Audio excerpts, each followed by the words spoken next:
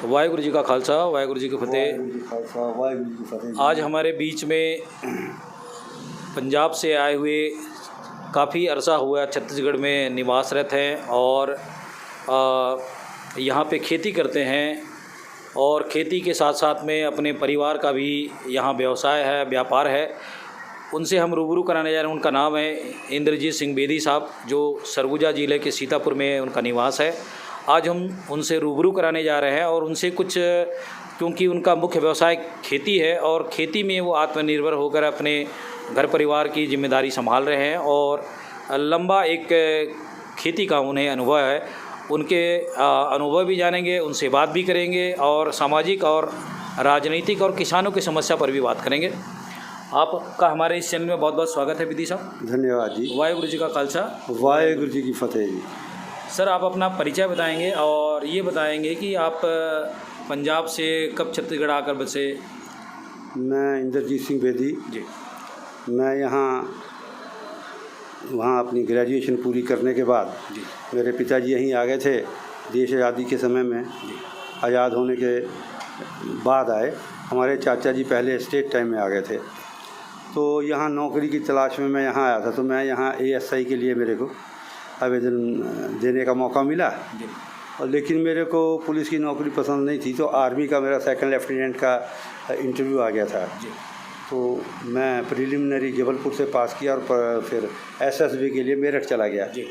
लेकिन वहाँ जब हम इंटरव्यू दे रहे थे तो हमारे एक रिलेटिव आर्मी में थे। उन्होंने कहा कि अभी आप 2 सरदार हैं, दोनों टॉप पे चल रहे हैं। लेकिन जब आखिरी हुआ SSB में हमारा, तो कहने लगे आप लोगों को नहीं लिया जा रहा है, क्योंकि 3% स्कूल सिख लेने हैं, तो आप लोगों के रेलवे वारंट तैयार हो गए, दोनों जाने के लिए तैयार हो जाओ। हम सेलेक्ट हुए आए भी वापस घर चले आए। मेरी पुलिस की नौकरी भी चली गई और इधर सेकंड लेफ्टिनेंट के लिए जो हम पास किए थे उसमें भी हम रह गए। अब क्या करते, ये तो देश की समस्या है, उन्होंने कितने सिख रखने हैं कि नहीं रखने हैं। पहले जब देश आज़ाद हुआ तो पंजाब के लोग 45% आर्मी में थे और वहाँ के लोग 8वीं या 10वीं पढ़ के बच्चे सारे मिलिट्री में दौड़ जाते थे। लेकिन फिर वो 45% से कम करके 21% कर दिया गया। 21 से फिर 11 पे आ गए।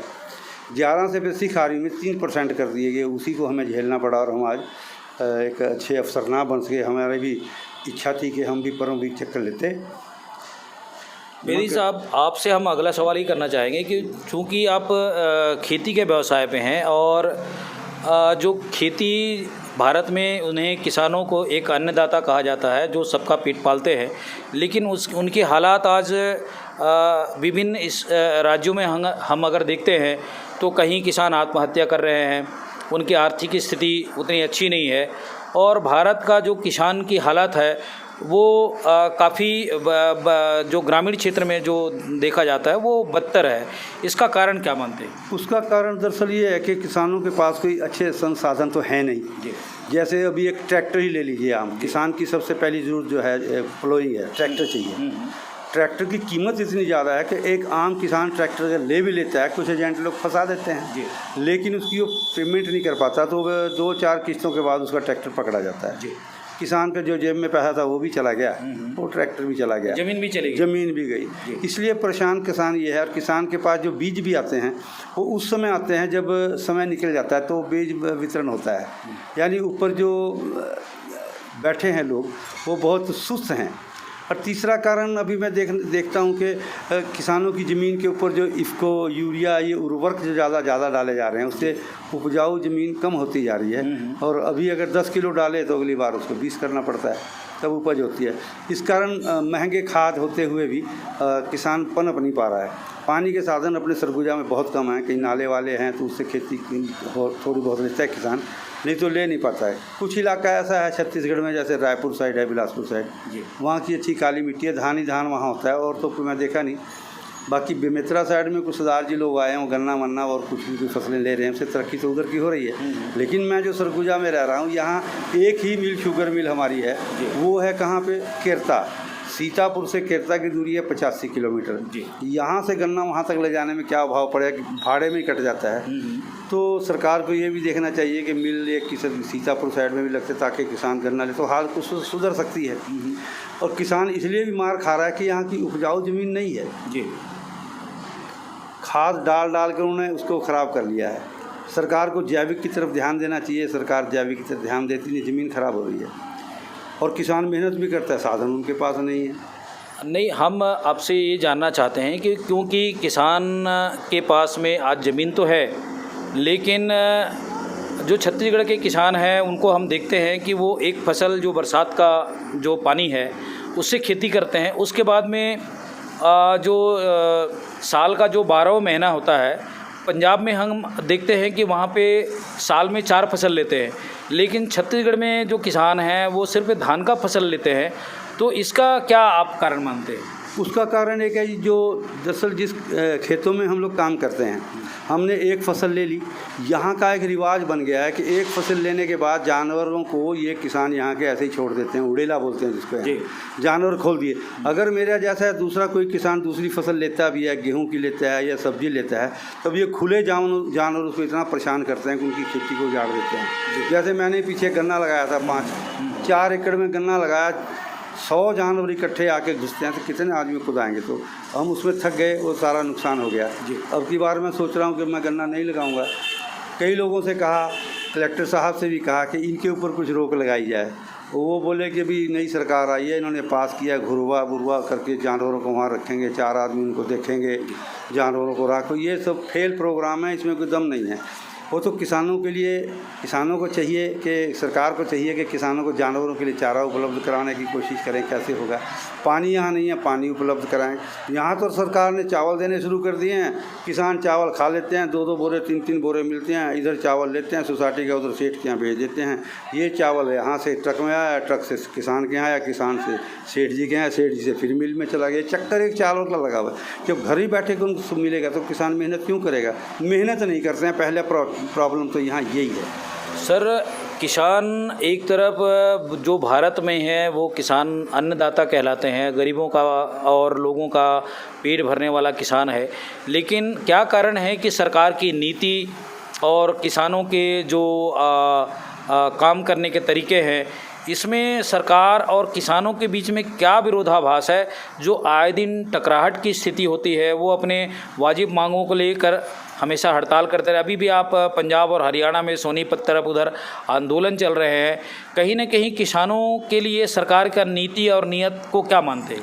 देखिए जी, फ़र्क तो है, किसान की तरफ कोई ध्यान नहीं देता जी। देखिए, हर आदमी जो है किसान की पीठ पे ही कबड्डी खेलता है जी। चाहे कोई छूट का मामला हो, चाहे कोई चावल का मामला हो, कुछ भी हो, किसान के नाम से ही खा पी के सब बराबर कर देते हैं। किसान को कुछ नहीं मिलता है। किसान के पास जो सामान पहुंचना है वो इतना थर्ड क्लास सामान पहुंचता है, जैसे यंत्र ही हैं, यंत्र सप्लाई के यंत्र हैं, सप्लाई के यंत्र बहुत थर्ड क्लास आते हैं जी। एक सिर्फ ट्रैक्टर बाहर है, ट्रैक्टर लेके किसान क्या करेगा जब उसको तो पैसा ही नहीं पटा पाता, उसकी ज़मीन भी गई और ट्रैक्टर भी चला जाता है, उसी में परेशान हो जाता है जी। सरकार को चाहिए किसानों की तरफ बहुत ज़्यादा ध्यान दें।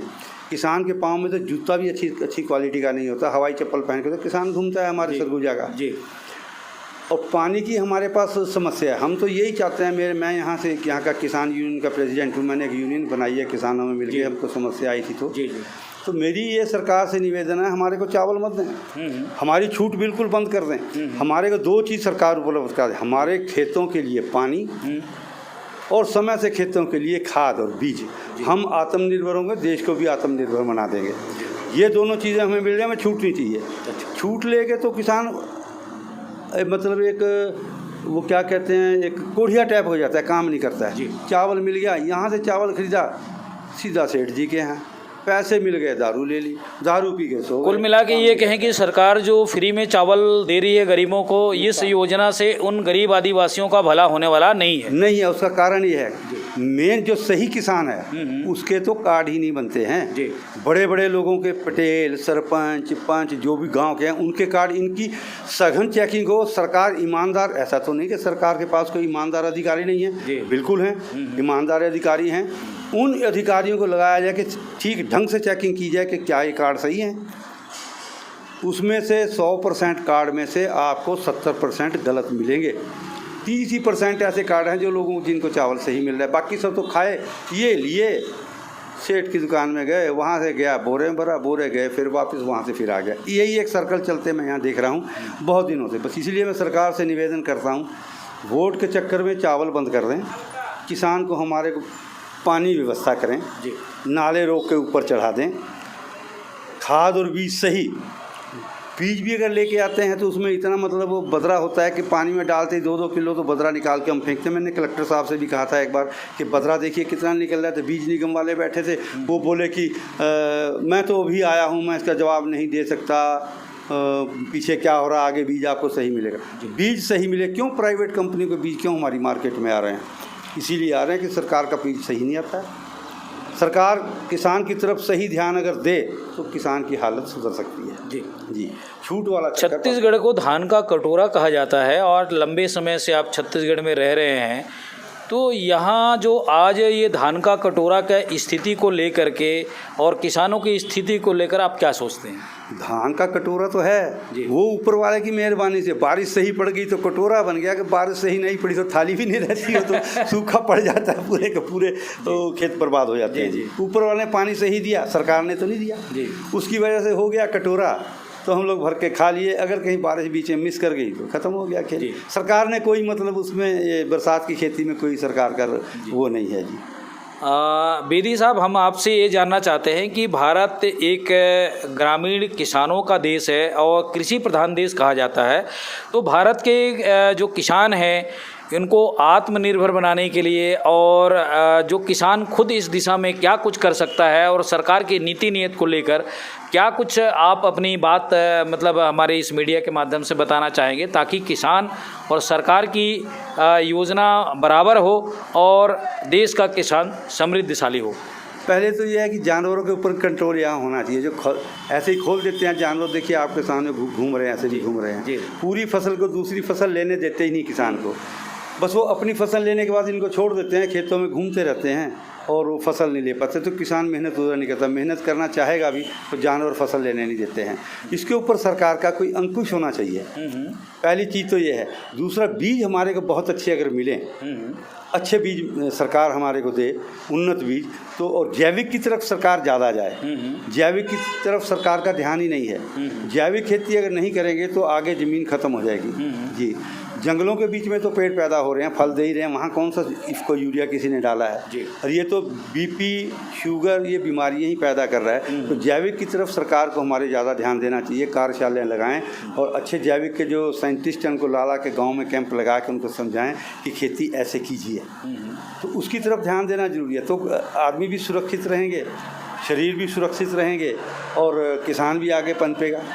यही एक प्रॉब्लम है कि किसान आगे नहीं बढ़ पा रहा है। वो डाल के इसको यूरिया महंगा सोसाइटी का करे सिर में रह जाता है।